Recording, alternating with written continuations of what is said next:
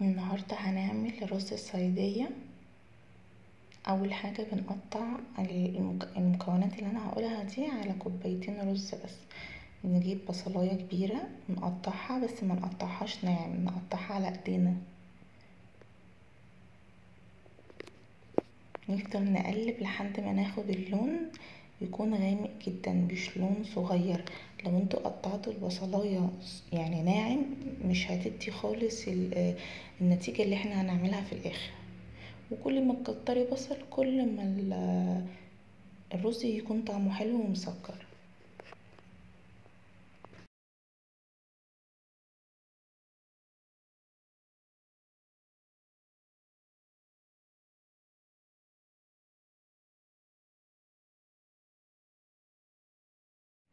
افضلي قلبيه عشان مفيش يعني ما تبقاش بصلايه حبه وحبه، ما يبقاش جزء غامق وجزء فاتح.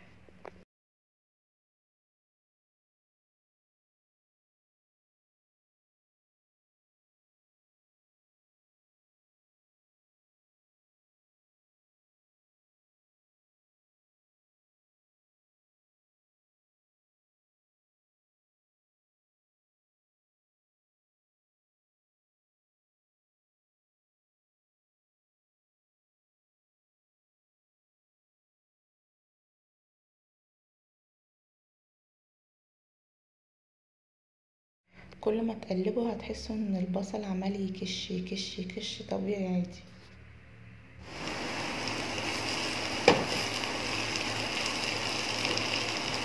الرز بتاع بهيج هتلاقيه غامق جدا وطعمه حلو ومسكر.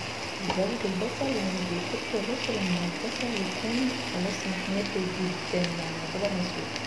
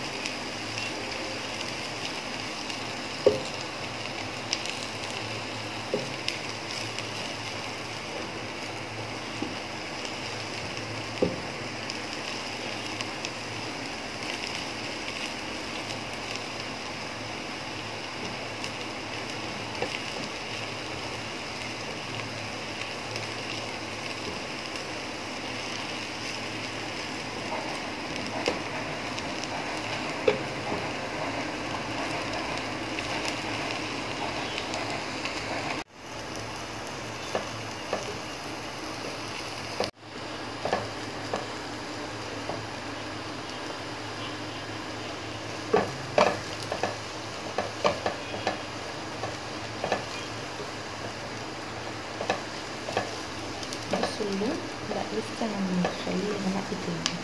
كل ما تغمقي البصل اكتر طبعا ما تحرقوش خالص، كل ما تغمقي البصل اكتر كل ما اللون الرز بيكون اغمق اكتر.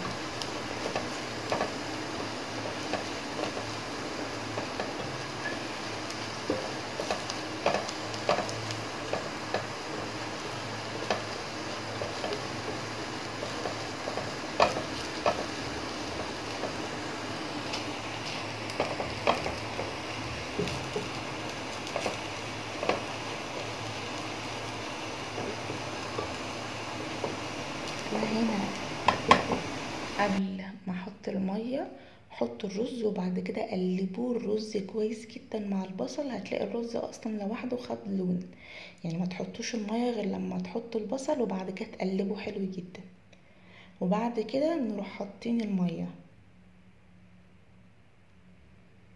شوفوا بقى طلع معانا ازاي. عايزه اقول لكم كمان اللون مش باين في الكاميرا بس طعمه مسكر وحلو جدا. التوابل بتاعتنا هتكون فلفل اسود وملح وزيت بس. متنسوش تعملوا لايك وسبسكرايب للقناه.